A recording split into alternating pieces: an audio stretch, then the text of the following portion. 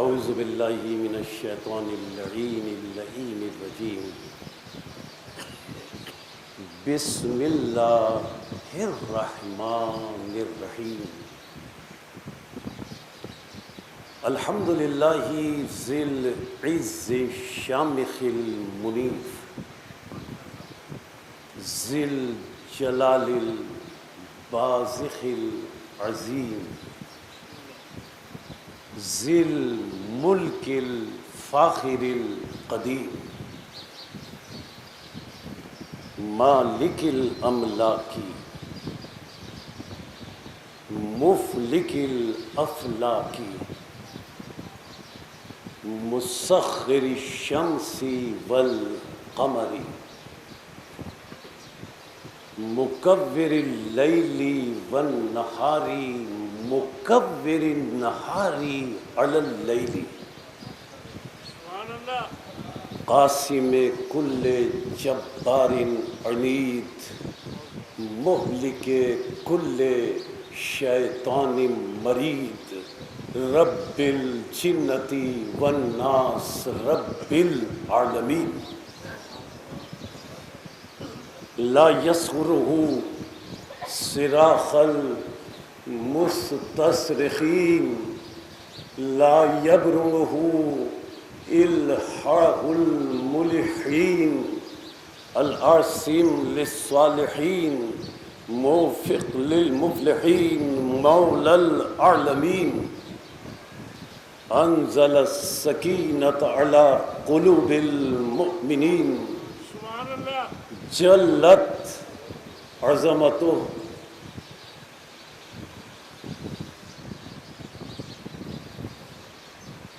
الصلاۃ والسلام علی النبی الامی العربی الہاشمی القرشی المکی المدنی الابتحی المطلبی ابی القاسم محمد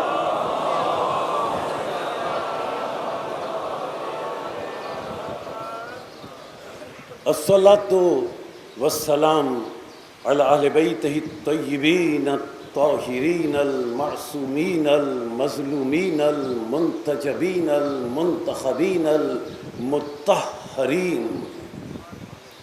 الذین اذہب اللہ عنہم الرجس وطہرہم تطہیرا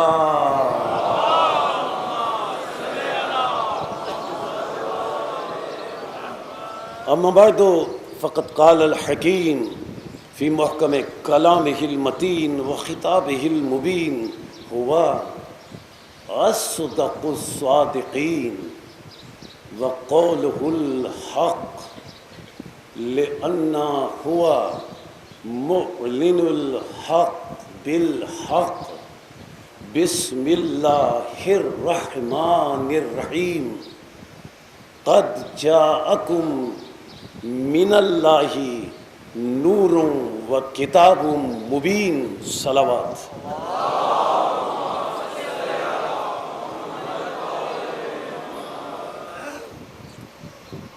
قرآن مجید کا 5واں سورہ سورہ مبارکہ مائدہ 15ویں آیت وافی ہدایہ گفتگو کا موضوع اور عنوان قرآن اور معرفت معصومین علیہ السلام۔ اللہ نے ارشاد فرمایا قد بتحقیق قد یقیناً، یعنی لفظ قد میں تاکید رکھی اور موکدہ کے طور پر لفظ قد کو اللہ نے آیت کے آغاز میں رکھا۔ جب اللہ تاکید کر رہا ہے تو بات کتنی اہم ہوگی۔ قد بتحقیق یقیناً جاء تمہارے پاس آئیں کم تمہارے پاس آئیں، یعنی واحد کی ضمیر نہیں ہے، تثنیہ کی ضمیر نہیں ہے، کم اے سب لوگوں، اے قیامت تک آنے والے لوگوں، تم سے خطاب ہے کہ تمہارے پاس آئیں۔ صرف زمانہ حاضر یا نزول قرآن کے وقت جو لوگ موجود تھے ان سے اللہ کا خطاب نہیں ہے، بلکہ ضمیر کم اس بات کی دلیل ہے کہ اللہ کا خطاب قیامت تک آنے والے تمام انسانوں سے ہے۔ بڑی تاکید کے ساتھ خطاب ہے، قد جاءکم، بتحقیق قیامت تک آنے والے لوگوں تمہارے پاس آئیں، من اللہ، تمہارے پاس آئیں، اور ذہن میں رکھو کہ بندوں کی طرف سے نہیں آئیں، اللہ کی طرف سے آئیں، من اللہ، اللہ کی طرف سے آئیں۔ معلوم ہوا یہ جو چیزیں جن کا اللہ تذکرہ کر رہا ہے ان کا بندوں سے کوئی تعلق نہیں ہے، یہ اللہ کی طرف سے آئیں۔ یہ کیا چیزیں قیامت تک آنے والے انسانوں کے لیے اللہ کی طرف سے آئیں؟ سنو، دو چیزیں تمہارے پاس اللہ کی طرف سے قیامت تک کے لیے آئیں۔ کون کون سی؟ نوروں، ایک تو نور ہدایت آیا، وَکِتَابٌ مُبِین، اور دوسری کتاب ہدایت آئی۔ نور ہدایت اور کتاب مبین اور کتاب ہدایت تمہارے پاس آئیں، قیامت تک کے لیے آئیں، اللہ کی جانب سے آئیں۔ تو پھر ذہن میں رکھو کہ ہدایتیں ہادی بندوں کی طرف سے نہیں آتے، اللہ کی طرف سے آتے ہیں۔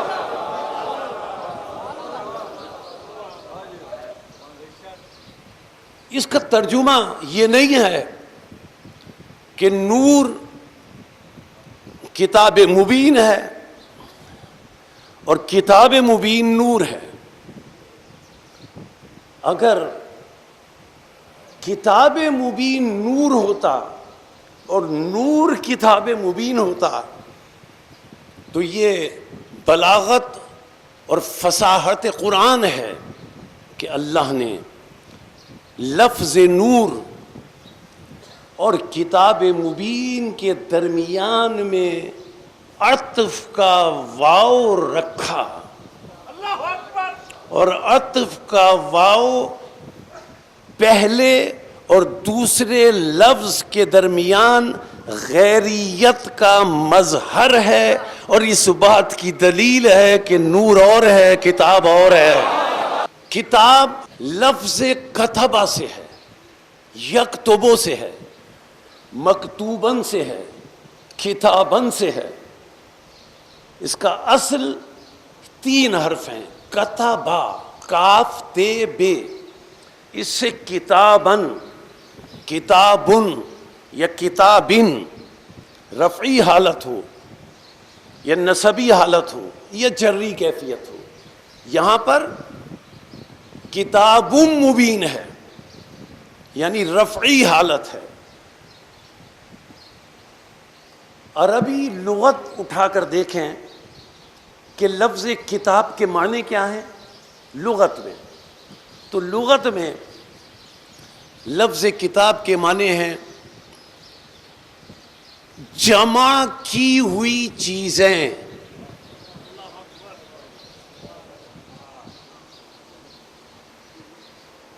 چیزوں کا ایک جگہ اکٹھا کر لینا لغت عرب میں کتاب کہلاتا ہے. اب ایک کتاب عام ہے، ایک کتاب خاص ہے. اگر عام کتاب کیا ہے؟ اگر کسی جگہ یا کسی مقام پر یا کسی چیز میں کچھ چیزیں جمع کر دی جائیں تو وہ عام کتاب ہے. اور خاص کتاب یہ ہے جو ہمارے ہاں مستعمل ہے، جسے ہم کتاب کہتے ہیں. یہ خاص کتاب ہے، اور یہ خاص کتاب بھی لغت سے ہٹ کر نہیں ہے، اس لیے کہ ہم عام طور سے کتاب اسے کہتے ہیں جس میں کچھ چیزیں جمع کر دی جائیں. تو یہ خاص کتاب ہے. کتاب مبین اللہ نے فرمایا جو ہدایت کے لیے آئی. اب کتاب کی صورتیں ہیں. ایک کتاب تشریح ہے. کتاب تشریح کا مطلب جس کتاب میں شریعت کی باتیں کی جائیں،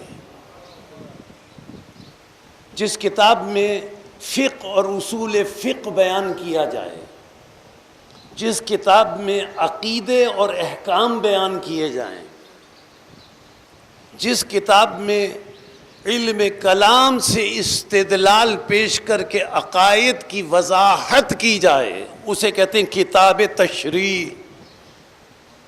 دوسری کتاب ہے کتاب تدوین.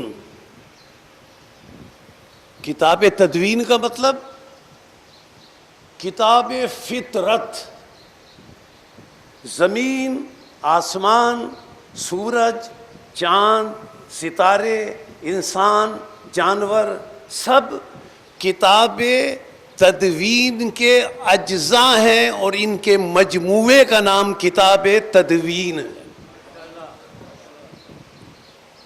ایک کتاب ہے کتاب انفس، اس کا تعلق ہے نفس سے، اس پر کوئی بحث مقصود نہیں ہے. ایک کتاب ہے کتاب الارواح، اس کا تعلق روح سے ہے، اس پر بحث مقصود نہیں ہے. یہاں جو اللہ نے فرمایا قد جاءکم من اللہ نور و کتاب مبین، یہاں کتاب مبین سے مراد کتاب تشریح ہے. وہ کتاب تشریح جو حضرت جبریل امین کے وسیلے سے قلب رسول پر نازل ہوئی، اور جس کتاب کے لیے اللہ نے فرمایا سورہ انعام، قرآن مجید کا 6واں سورہ اور 59ویں آیت، اس کتاب کی شان، اس کتاب کی فضیلت اور اس کتاب کی جامعیت کا تذکرہ کرتے ہوئے اللہ نے ارشاد فرمایا سنو، ولا رطبن ولا یابسن الا فی کتاب مبین. وہاں بھی فرمایا کتاب مبین، یہاں بھی فرمایا سنو، کوئی رطب ایسا نہیں ہے، ولا یابسن، کوئی یابس ایسا نہیں ہے، کوئی خشک، کوئی تر، کوئی شے ایسی نہیں ہے، فی کتاب مبین الا فی کتاب مبین. اللہ فرماتا ہے جو ہم نے قرآن مجید کتاب مبین میں نہ رکھی ہو. اب عجیب بات ہے، اللہ فرماتا ہے کہ ہم نے ہر شے کتاب مبین میں رکھی. کوئی شے ایسی نہیں ہے جو کتاب مبین میں موجود نہ ہو. یہ اللہ نے فرمایا. اور اللہ کون ہے؟ سچ کے خالق کا نام اللہ ہے. صادقین کے رب کا نام اللہ ہے. اور کلام اللہ، اور کلام اللہ میں اس اللہ کا دعویٰ جو سچ کا خالق ہے، فرماتا ہے کہ ہر شے کا ذکر میں نے کتاب مبین میں رکھا. اب عجیب بات نہیں ہے؟ اللہ فرماتا ہے ہر شے کا ذکر میں نے کتاب مبین میں رکھا. بہت ساری چیزیں ایسی ہماری نظر میں ہیں کہ جن کے نام ہی قرآن میں نہیں ہیں. بہت ساری اشیاء اور چیزیں ایسی ہیں جن کا ذکر قرآن میں ہمیں نظر نہیں آتا. ہم تلاش کرتے ہیں، ان چیزوں کے نام نہیں ملتے. اور اللہ فرماتا ہے ہم نے ہر شے کا ذکر قرآن میں رکھا. یہ اللہ کا دعویٰ، لیکن ہم نہیں سمجھ سکے، ہمیں نظر نہیں آئی ہر شے. بھئی ہم کیوں نہیں سمجھ سکے؟ ہمارا نہ سمجھنا اس بات کی دلیل نہیں ہے کہ قرآن میں اس شے کا ذکر نہیں ہے.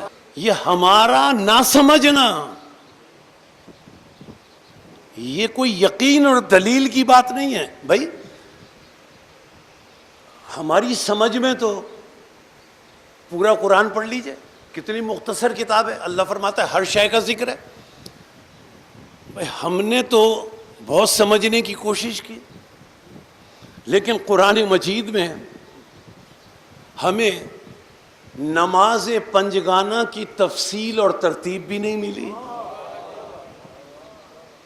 ہم نے تو بہت سمجھنے کی کوشش کی، ہمیں تو قرآن مجید میں روزے کی ترتیب اور تفصیل نہیں ملی، حج کی ترتیب اور تفصیل نہیں ملی، خمس کی ترتیب اور تفصیل نہیں ملی. ہماری سمجھ میں تو آیا نہیں. ہم نے تو بہت سمجھنے کی کوشش کی. اب جملہ کہہ دوں، ہم نے بہت سمجھنے کی کوشش کی، ہماری سمجھ میں نہیں آیا. اگر ہماری سمجھ میں آ جاتا تو قرآن ہمارے لیے کافی ہو جاتا.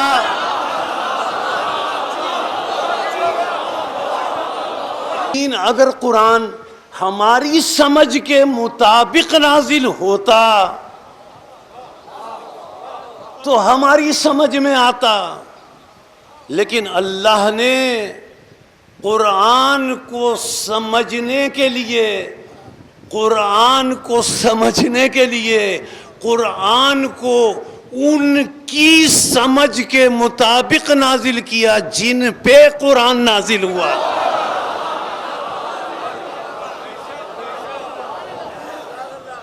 تاکہ ہم قرآن کو سمجھنے کے لیے ان کے محتاج رہیں.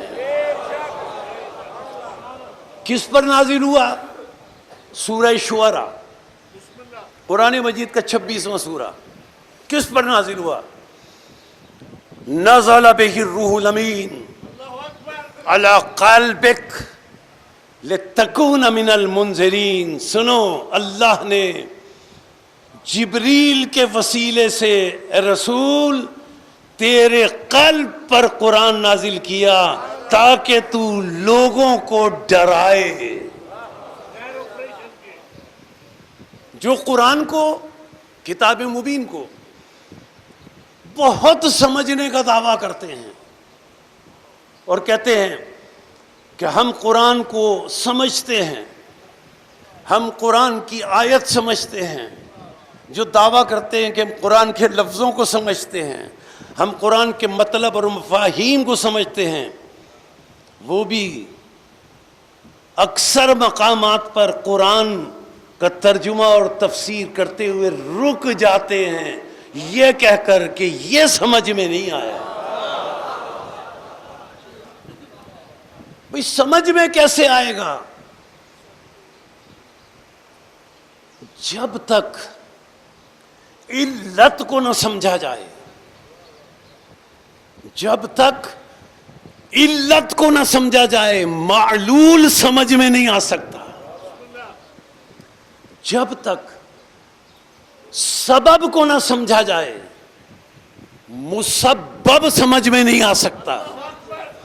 مسبب اس کی سمجھ میں آئے گا جو سبب جانتا ہو، معلول اس کی سمجھ میں آئے گا جو علت جانتا ہو کہ اس کی علت کیا ہے، اس کا سبب کیا ہے۔ وہ مسبب کو سمجھے گا، وہ معلول کو سمجھے گا۔ کون؟ جو علت جانتا ہو۔ کون؟ جو سبب جانتا ہو، جو ہر شے کی علت کو جانتا ہو، جو ہر شے کے سبب کو جانتا ہو، اور ہر شے کی علت اور ہر شے کے سبب کو وہ جان سکتا ہے جس نے یا تو وہ شے پیدا کی یا اس کے سامنے وہ شے پیدا ہوئی۔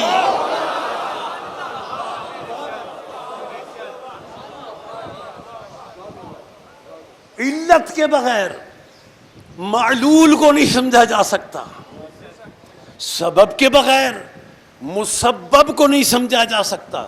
اگر کوئی علت جانتا ہے تو وہ بتا دے گا کہ اس کا معلول کیا ہے۔ اگر کوئی سبب جانتا ہے تو وہ بتا دے گا کہ اس کا مسبب کیا ہے۔ سبب، مسبب، علت، معلول۔ سبب اور علت وہ جانتا ہے جس نے یا تو پیدا کیا یا جس کے سامنے پیدا ہوا، وہ سبب جانتا ہے، وہ علت جانتا ہے۔ ہم تو یہ سمجھے تھے کہ علت جاننے والا صرف اللہ ہے۔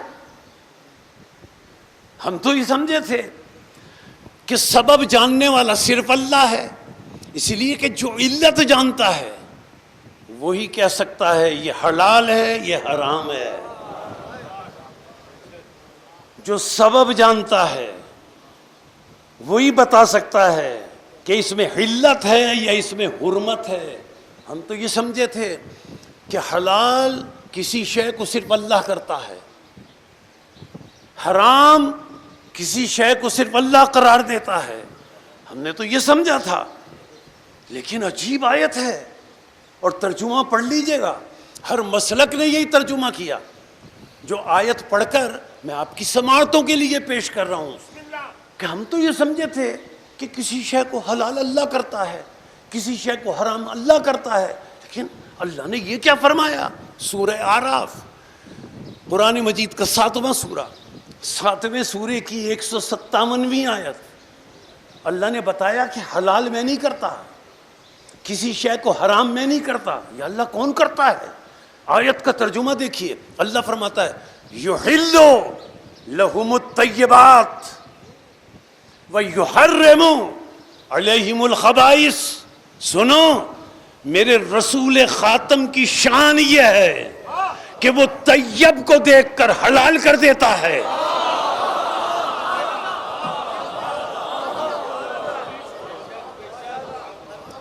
خبیث کو دیکھ کر حرام کر دیتا ہے۔ جو خباثت کی علت جانتا ہو اور طہارت کا سبب جانتا ہو اسے رسول خاتم کہتے ہیں۔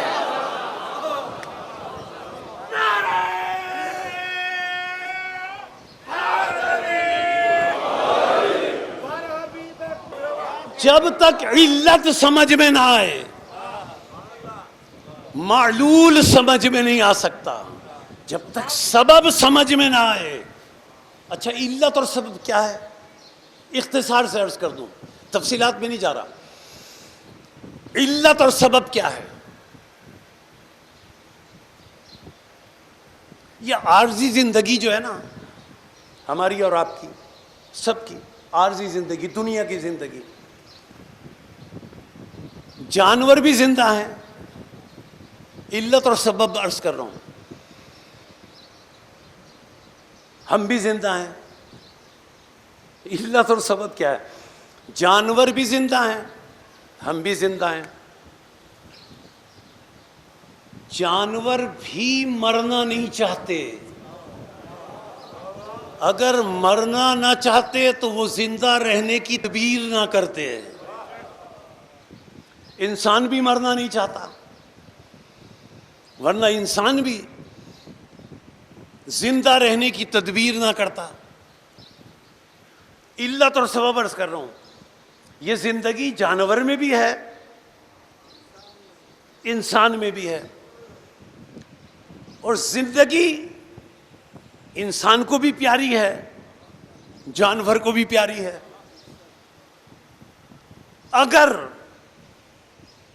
اس زندگی کی علت، یہ جو زندگی ہے، اگر اس زندگی کی علت اور اس زندگی کے سبب کو، زندگی کی علت اور زندگی کے سبب کو کوئی جان لیتا تو وہ مرتا نہ.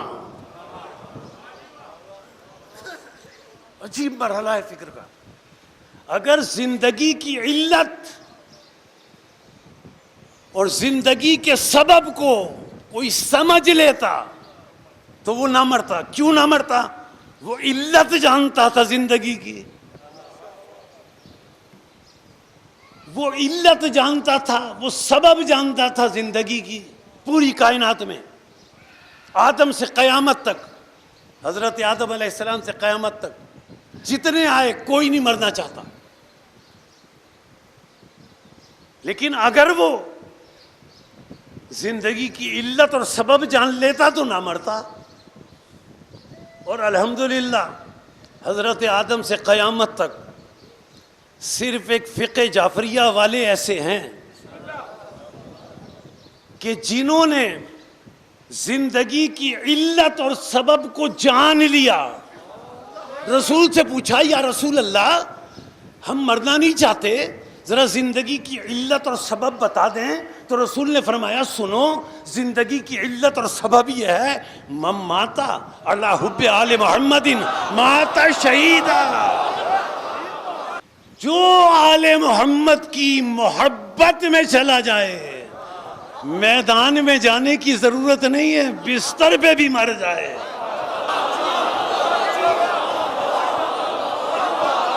دیکھیے، جب تک علت سمجھ میں نہ آئے معلول نہیں سمجھ سکتے، سبب سمجھ میں نہ آئے مسبب کو نہیں سمجھ سکتے. یہ رنج اور غم ہے. دماغ جو خوشی اور اطمینان کا ادراک کرتا ہے، اس کی علت اور اس کا سبب کیا ہے کہ ہم اس کی گفتگو کو اپنے کانوں سے سن رہے ہیں، کان سے نہیں سن رہے. گفتگو کی آواز ہوا کے وسیلے سے کانوں کے پردوں سے ٹکرائی، اور جب تک ہوا کے وسیلے سے کانوں کے پردوں سے ٹکرائی، اس وقت تک آواز کانوں میں نہیں آئی، بلکہ جب یہ ہوا دماغ کے خلیات میں پہنچی اور دماغ کے لطیف اور باریک اعصاب میں اس ہوا نے تحریک پیدا کی، ادھر تحریک پیدا کی، ادھر کانوں نے سننا شروع کر دیا. یہ دماغ جسے انسان طے شدہ بات ہے، تحقیق شدہ بات ہے کہ 5% سے زیادہ نہیں سمجھ سکا. اسی دماغ کی جگہوں میں کہیں قوت غاضبہ رہتی ہے، پتہ نہیں کہاں رہتی ہے. اسی دماغ میں کہیں قوت واہمہ رہتی ہے، جگہ پتہ نہیں کہاں رہتی ہے. اسی دماغ میں کہیں قوت حافظہ رہتی ہے، پتہ نہیں کہاں رہتی ہے. اسی دماغ میں قوت تخیلہ رہتی ہے، پتہ نہیں کہاں رہتی ہے. لیکن دماغ میں خدا نہ خواستہ چوٹ لگی اور حافظہ چلا گیا تو پتہ چل گیا یہاں رہتی تھی.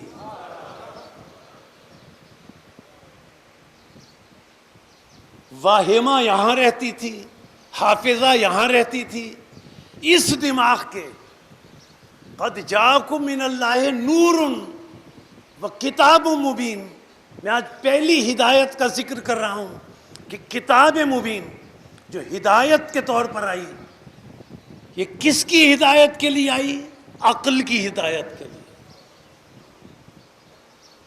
عقل کے مرکز کا نام دماغ ہے، جس کی ہدایت کے لیے اللہ نے بھیجا. اچھا، اب ایک عجیب بات، دماغ کے ماتحت صرف 5 قوتیں ہیں جنہیں دماغ نے مسخر کر رکھا ہے. ایک لفظ ہوتا ہے مسخر، ایک لفظ ہوتا ہے تسخیر، ایک لفظ ہوتا ہے مسخر. مسخر تسخیر کرنے والا، مسخر جس کی تقصیر ہو، جس کی تسخیر ہو جائے. دماغ مسخر ہے، اور اس دماغ کے تحت صرف 5 قوتیں ہیں جو دماغ کے لیے مسخر ہیں. زیادہ تفصیلات میں نہیں جا رہا، بس گریز کر رہا ہوں یہاں سے. دماغ کے تحت 5 قوتیں کون کون سی قوتیں؟ قوت لامسہ، چھونے کی قوت. قوت باصرہ، دیکھنے کی قوت. سونگھنے کی قوت، بولنے کی قوت، آسان لفظوں میں عرض کروں سننے کی قوت.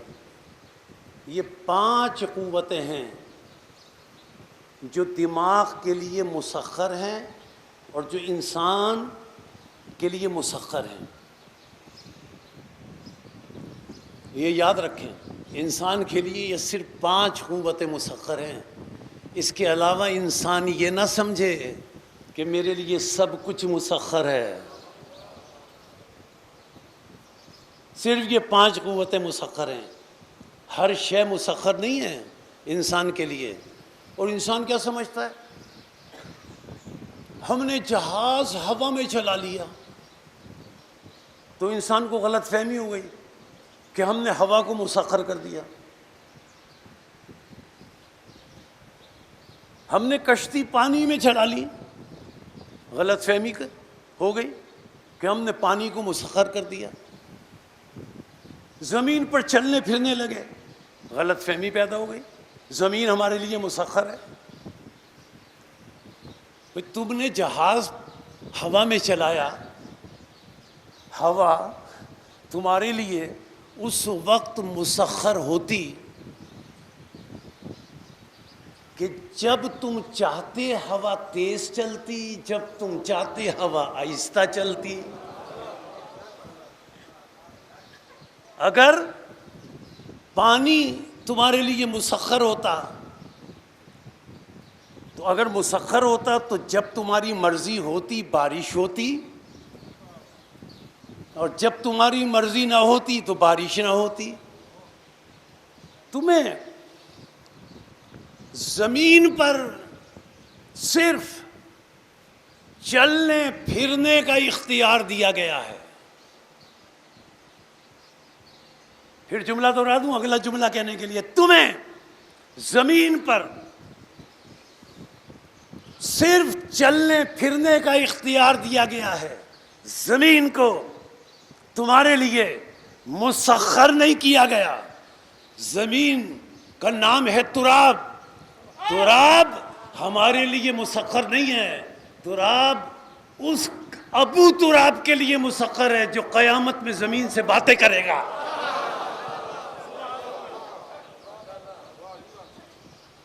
مسخر کا مطلب کیا ہے؟ ہم خانہ کعبہ جا کے حجر اسود کا طواف کر سکتے ہیں. حجر اسود ہمارے لیے مسخر نہیں ہے. امام سجاد کے لیے مسخر ہے. پتھر رسول پہ کے ہاتھ پر کلمہ پڑھ کر یہ گواہی دیتے ہیں کہ ہم پتھر ہیں لیکن رسول کے ہاتھ پر مسخر ہیں. رسول کی انگشت چاند کی طرف بلند ہو کر گواہی دیتی ہے کہ رسول کی ایک انگلی سے چاند مسخر ہے. ستارے سیدہ کے در پر طواف کر کے بتاتے ہیں کہ ہم سیدہ کے لیے مسخر ہیں.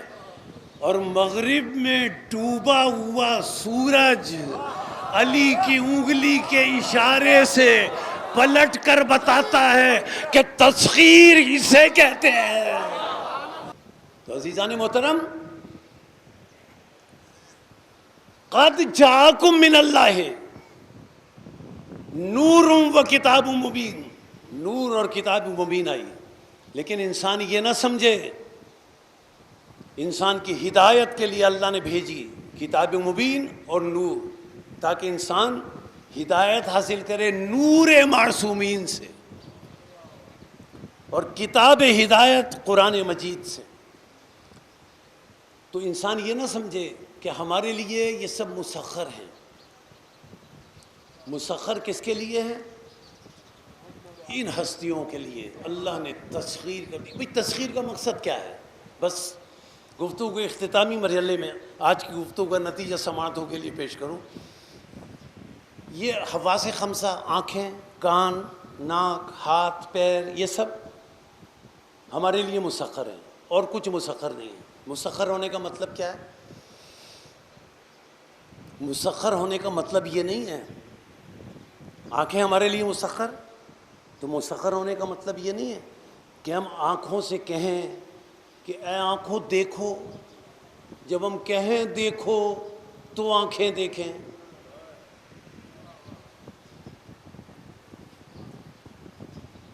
مسخر ہونے کا مطلب یہ نہیں کہ ہم کان سے کہیں سنو، اور جب ہم کہیں سنو تو کان سنے. جب ہم پیروں سے کہیں چلو، جب ہم کہیں تو چلو نہیں.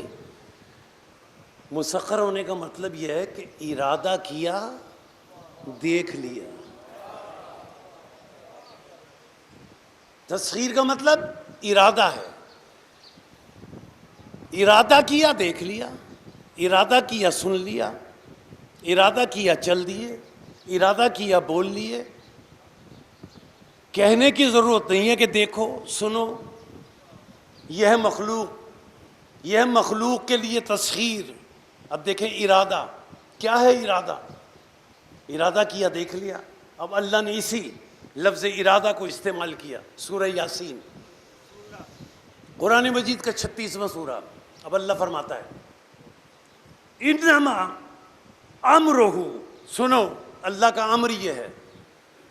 اللہ جب امر سے کوئی کام کرتا ہے تو اللہ کا امر یہ ہے. کیا امر ہے؟ اذا ارادہ. اللہ ارادہ کرتا ہے شیئن، کسی شے کو وجود دینے کا. اور جب ارادہ کرتا ہے ان یقولا، تو اللہ کہتا ہے کن، ہو جا.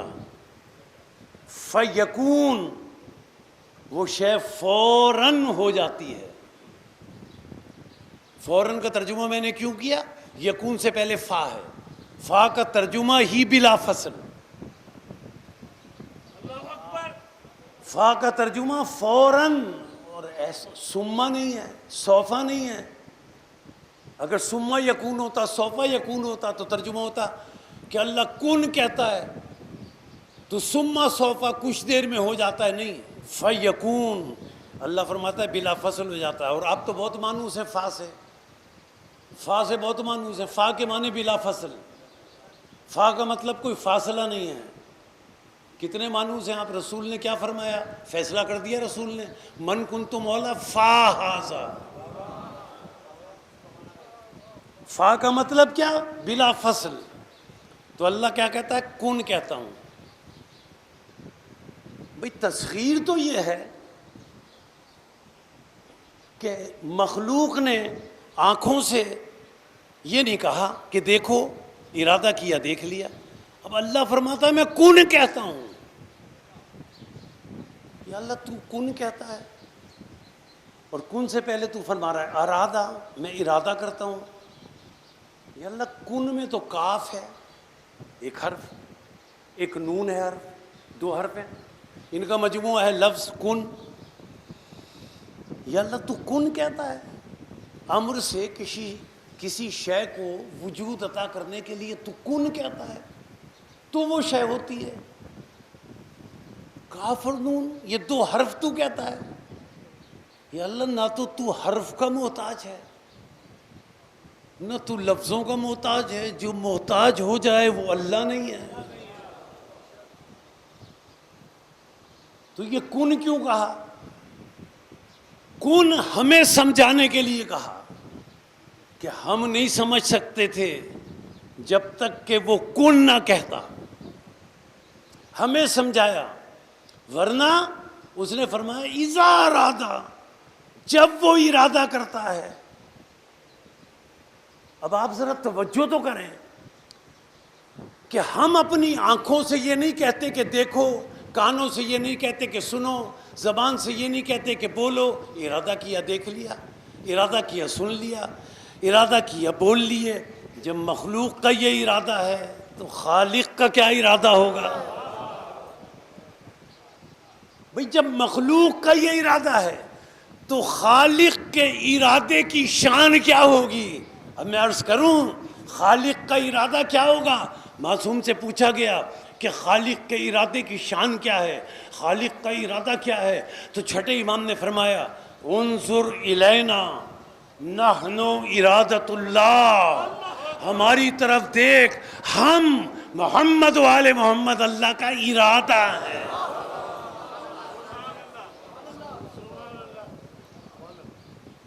اب تسخیر کا مطلب واضح ہوا جہاں سے میں نے گفتگو شروع کی. تسخیر کا مطلب حکم دینا یا کن کہنا نہیں ہے. ارادہ کیا ہو گیا. جس نے مسخر کیا ہوا ہے، جس نے پوری کائنات کی تسخیر. اچھا ان 14 معصومین کا یہ اختیار ہے، یہ اقتدار ہے. اگر یہ اپنے اختیار کو بروئے کار لاتے تو جناب سکینہ کے منہ پر تماچے نہ پڑتے.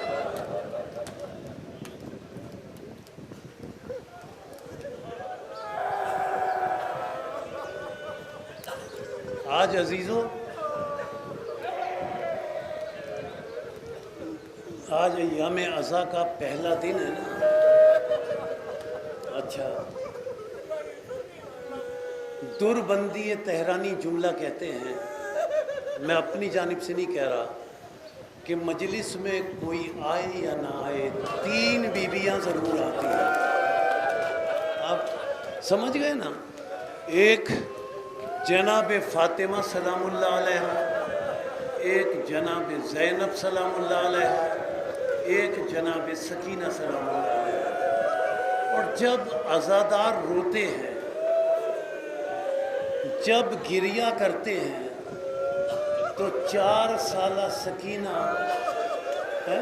اپنی پھوپھی سے پوچھتی ہے پھوپھی اماں یہ کس کے رونے والے ہیں؟ پھوپھی اماں یہ کس کے عزادار ہیں؟ تو جناب زینب سلام اللہ علیہ کہتی ہیں بیٹی سکینہ یہ تمہارے بابا کے عزادار ہیں، یہ تمہارے بابا کے رونے والے ہیں.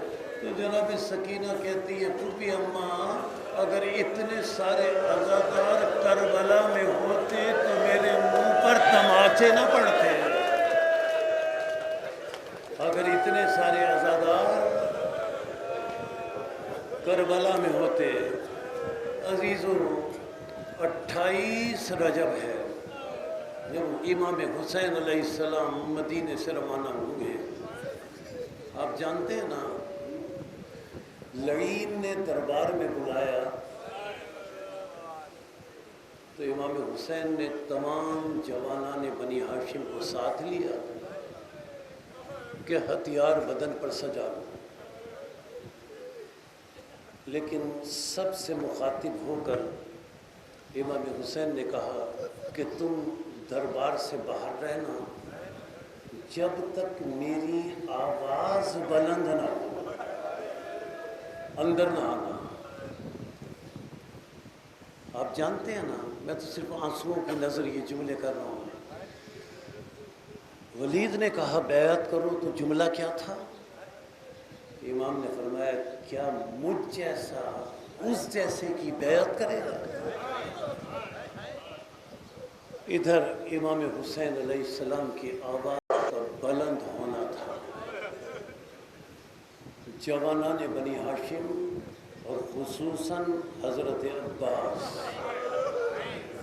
ایک مرتبہ اندر داخل ہوئے۔ حضرت عباس علیہ السلام کا ہاتھ قبضہ شمشیر پر تھا، اور حضرت عباس کے بگڑے ہوئے تیور یہ بتا رہے تھے ظالم میرے بھائی مولا حسین کو اکیلا نہ سمجھنا، ظالم میرے مولا کو تنہا نہ سمجھنا، ظالم میرے مولا کو بے کس نہ سمجھنا۔ میں مولا عباس کی خدمت میں اتنا عرض کروں، مولا آج تو آپ کہہ رہے ہیں کہ میرے مولا کو اکیلا نہ سمجھنا، مولا عباس آپ اس وقت کربلا میں کہاں تھے جب روز عاشور امام حسین کربلا میں کہہ رہے تھے حل من ناصر ینصرنا، حل من مغیث یغیثنا؟ ہاں آزادار اب دربار سے واپس آئے، آج محرم کا آغاز ہے نا، دربار سے واپس آئے، واپس آ کر امام حسین علیہ السلام روضہ رسول پر جا کر اپنا سر روضہ رسول پر رکھا اور جملہ اللہ کی بارگاہ میں کہا اللہم ھذا نبیوں کا، یا اللہ یہ تیرے نبی کا روضہ ہے، وَأَنَا بِنْتُ ابن نبی کا، اور میں تیرے نبی کی بیٹی کا بیٹا ہوں۔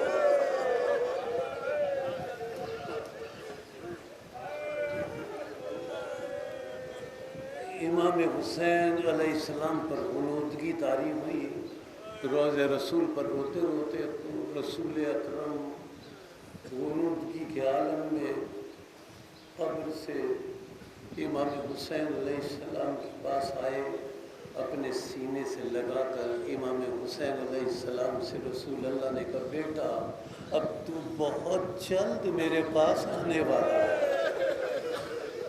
عزاداروں، اب روضہ رسول سے رخصت ہو کر امام حسین علیہ السلام اپنے بھائی حسن علیہ السلام کی لحد پر گئے، وہاں جا کر سلام کیا۔ اس کے بعد آپ جانتے ہیں نا پھر کیا ہوا، روضہ رسول پر بھی سلام کر آئے، اپنے بھائی حسن کی لحد پر بھی سلام کر آئے۔ اب مولا حسین کہاں چلے، اب مولا حسین کہاں چلے؟ اپنے ماں کے روضے کی طرف چلے۔ اب مولا حسین کہاں چلے؟ اپنی ماں کے روضے کی طرف چلے۔ اور عزیزوں، یہ مستند روایت کے جملے ہیں، جیسے ہی امام حسین کو ماں کی قبر نظر آئی اس طرح چل کر نہیں گئے جس طرح روضہ رسول پر قدموں سے چل کر گئے تھے، اس طرح چل کر نہیں گئے جس طرح روضہ حسن پر قدموں سے چل کر گئے تھے۔ ادھر ماں کی قبر نظر آئی، حسین کوہنیوں کے بل، حسین کوہنیوں کے بل، حسین گھٹنوں کے بل چلتے ہوئے اپنی ماں کی قبر کی طرف اس طرح بڑھے جیسے چھوٹا بچہ ماں کی آغوش میں جانے کے لیے بے چین ہوتا ہے، اور گھٹنوں کے بل، کونیوں کے بل چلتے ہوئے امام حسین نے دور سے آواز دی السلام علیکہ یا اماں جان، آپ پر میرا سلام ہو۔ عزادارو، فاطمہ کی قبر سے آواز آئی وعلیک السلام یا بنیا یا غریب العطشان، اے میرے پیاسے بیٹے، اے میرے پیاسے بیٹے، تجھ پر بھی میرا سلام ہے۔